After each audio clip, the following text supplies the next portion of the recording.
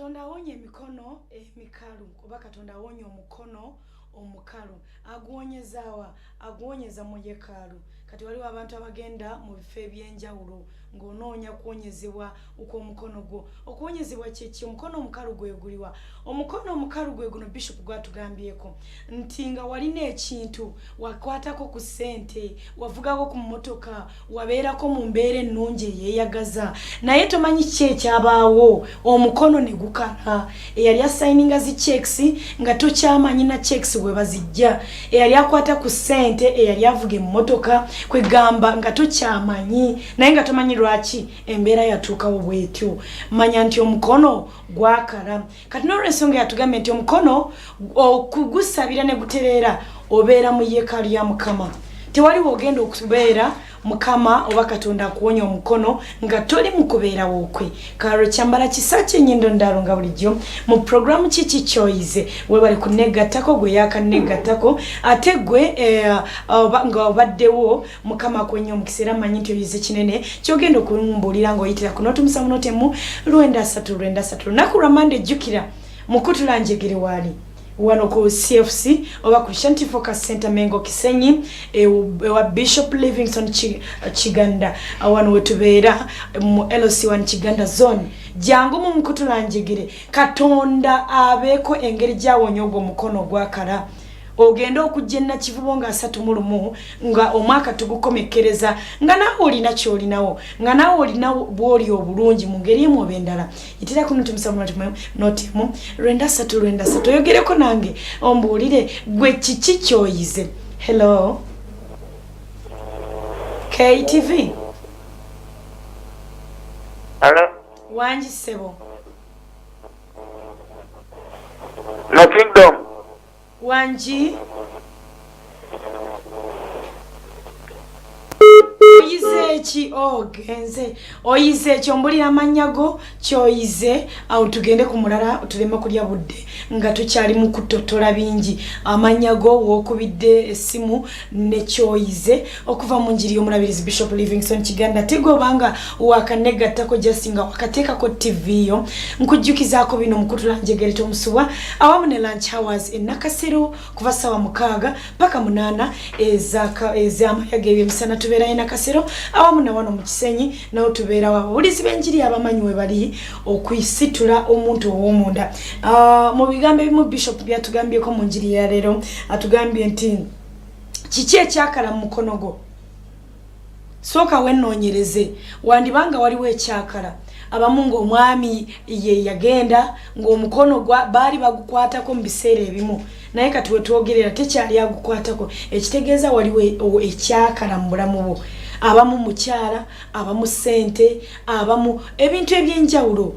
kintu kyakala mu mukono gwo tokyakirabirako ddala ekyakuddamu kiri kimu jangu mu kkanisa Katonda wagenda okusinkana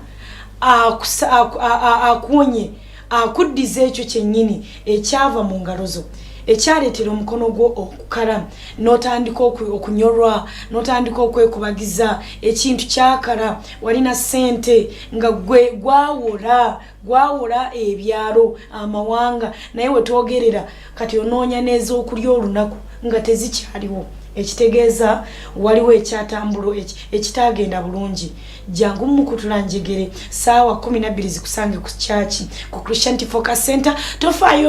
olw'obudde obubi kubanga omuntu bw'obanga olina ekyoyagala tofaayo oba musana gwaka oba budde bwazibye oba enkuba etonnya kasita obanga olina kyoliko amazima gali nti ebyo byonna tobitunuulira otunuulira kiri kyogoba kyoteekako essira kati n'olw'ensonga eyo tofaayo oba nkuba etonnye kuba n'abamu twagijiddemu ku mirimu olw'ensonga nti tulina kye tunoonya tulina kye tutunuulidde kati naawe bw'oba olina kyonoonya nga olina kyotunuulidde bino ebirala byonna tobitunuulira ofokasinga ku kiri ku mukono gwo ogwakala n'ogamba nedda omukono gwakala nina okugenda Katonda agukomyewo omusaayi notemu noti musanvu notemu 23 ombuulire kyoyize oyize eki olunaku lwaliro kuva mu njiri eddiini ate essaamu kitiibwa eddimu n'essaamu ekitiibwa saabiti essaamu ekitiibwa emikolo okutambula obulungi ejja Ssabbiiti. Bishop bwatugambye naye tessaamu kitiibwa ku muntu azze n'omukono ogwakala. Awo eddiini kye yatusoberera ensonga lwaki abamu twagivaamu ne tudda mu ddiini ne tudda mu bulokole. Katonda wajjira nga yakussaamu ekitiibwa nga aka n'awonya ebirwadde byo n'akukomako n'oddayo nga tokyalinga bwe wazze. Naye eddiini osigala mu masuuti go n'osigala mu bitiibwa ogamba omwoyo n'omulemesa okutambula kubanga okyayagala nnyo ekitiibwa, okyayagala nnyo kwegamba ng'okyali muggumivu nnyo mu ntebe. Oli ani? Oli wa bitiibwa ozze ng'ovuga okirabamu nga kya buswavu nnyo okuteekako omukono n'ogwa wali, naye nga tomanyi nti awo Katonda abeera alina engeri gy'ali mu kukolamu omulimu. Abeera ali mu kuzza ebintu bye byabula, abeera ali mu kukoma ku mukono gwo ogwakala. Kati ensonga lwaki olaba amadiini bw'ogendayo nga oli wa mwoyo nnyo, ebiseera ebisinga ovaayo ng'oli so much discouraged kubanga bagenda kusomera ekigambo agambe bannanga ekigambo kyali kikomyawo. Amiina, kikomyawo naye kiri nti mu butuufu omwoyo wakomye, wabadde alina okukoma oba badde ateekeddwa okugenda ebuziba n'abaako ebintu byakugjamu nga bw'onoogenda mu theatre ne bakooperatinga ne bakugjamu ekitabateekeddwa kubeera mu ggwe ne bakifulumya ne baddamu ne bakutunga n'oddamu n'otereera n'olamuka. Kati oyo ye mwoyo. Newaffe bw'ojja suubira Katonda okukolamu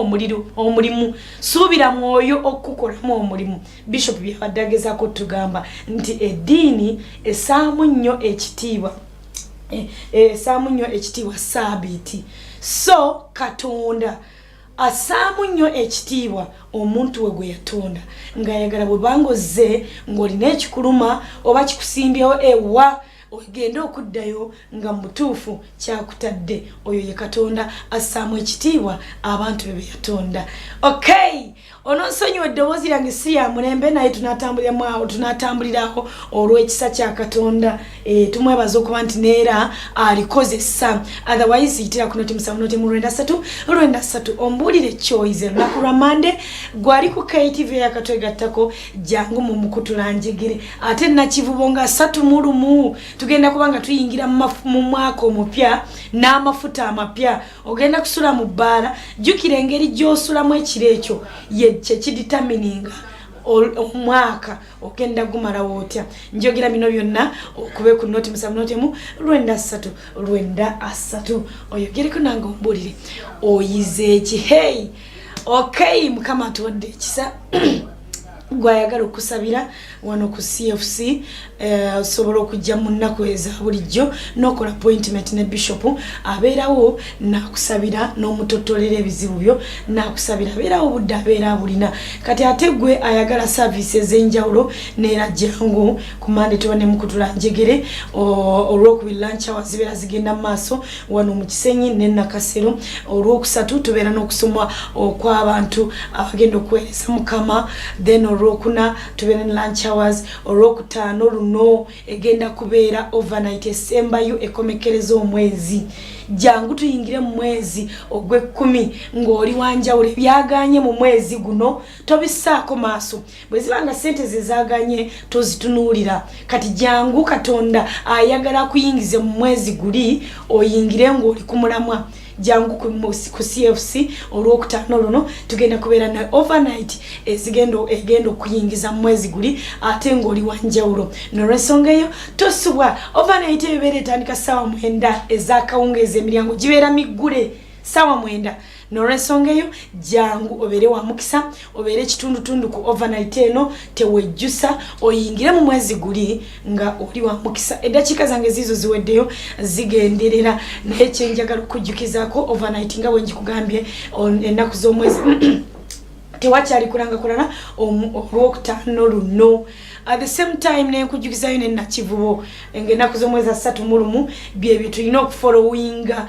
overnight mukutula njegere leero overnight ku Lwokutaano awamu ne nakivubo nga enaku z'omwezi 3 mulumu tugenda kubeera enakivubo nga tuyingira omwaka omupya mu maanyi n'olw'ensonga eyo teekateeka ekiweebwayo kyo ekyogenda okuleeta enakivubo ensigo yo Katonda kuyingize mu mwaka guli ng'oli wa mukisa webali kwekumira ku KTV ey'Obwakabaka yes ndoze enkuba eteetaganyizaamu abantu ab'enjawulo naye tewali buzibu kati gwabeera abaddewo osobola eyakatwegattako osobola okukwata enjiri eno ssaawa 5 ez'ekiro nenkujjukizaako nti Bishop abeerako okuva ssaawa 6:30 ez'ekiro paka ssaawa 9 ez'ekiro buli lunaku okuva Monday